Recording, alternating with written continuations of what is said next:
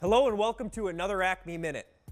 Did you know that no matter how good you are at CPR, you can only generate about 25% of normal blood flow to vital organs? Think about that for a second. No matter how well you perform it, you are only about a quarter as efficient as a normal beating heart. When we compress the chest, we create a positive pressure that forces blood out of the heart and air out of the lungs. As the chest wall recoils, the opposite occurs. We create a negative pressure. This vacuum pulls air back into the lungs, some blood back into the heart, and slightly lowers intracranial pressure. So we rely on positive pressure created by chest compressions to circulate blood forward, and chest wall recoil to create the vacuum that refills the heart and lowers intracranial pressure. But remember that CPR provides suboptimal blood flow.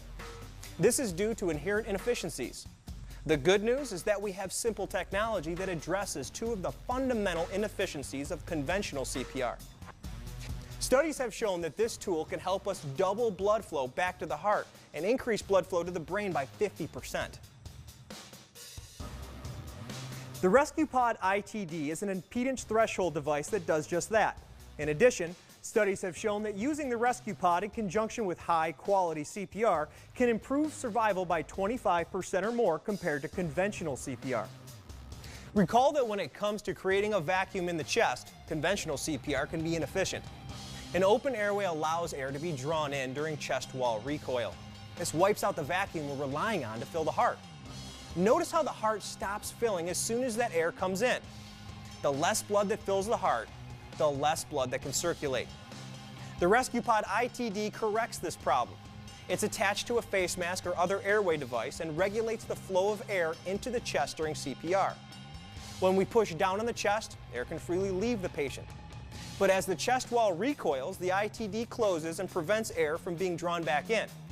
This creates a greater vacuum in the chest, pulling twice as much blood back to the heart and circulating that blood forward on the next compression.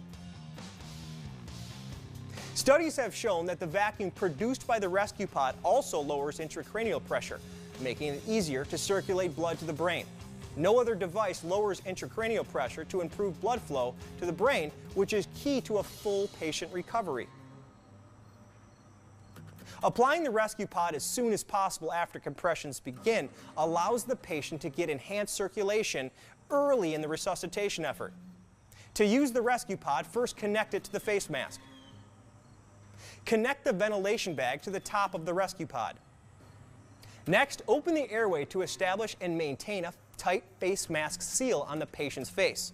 Use a two-handed technique to assure that no air can be drawn in from around the face mask.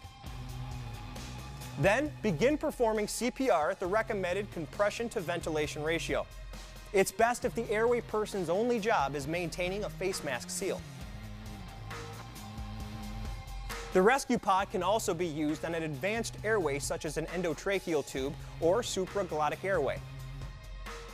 Once tube placement is confirmed, secure the airway with a commercial tube holder. Then, move the ResQPOD to the airway. Connect the end-tidal CO2 detector and the ventilation bag to the top of the ResQPOD. Next, turn on the timing lights. They flash 10 times a minute and can be used to guide both chest compressions and ventilations. Provide one ventilation and at least 10 compressions with each light flash.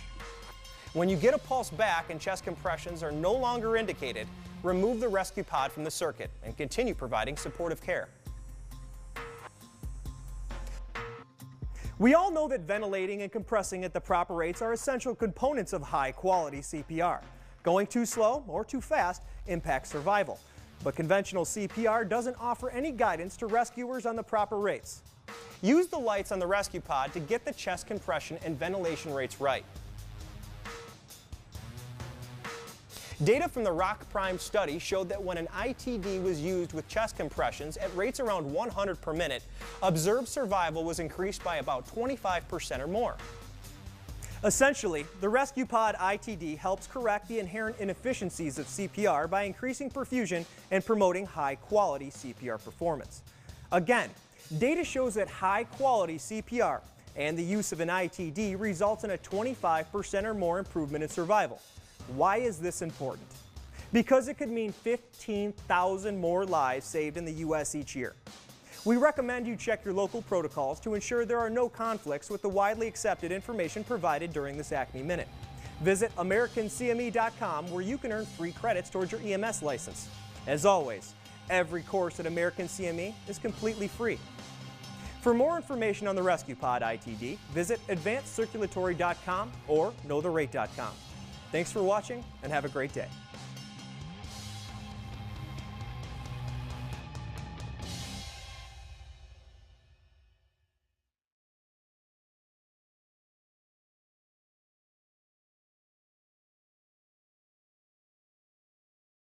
This video and additional training resources are available at combatmedicalsystems.com.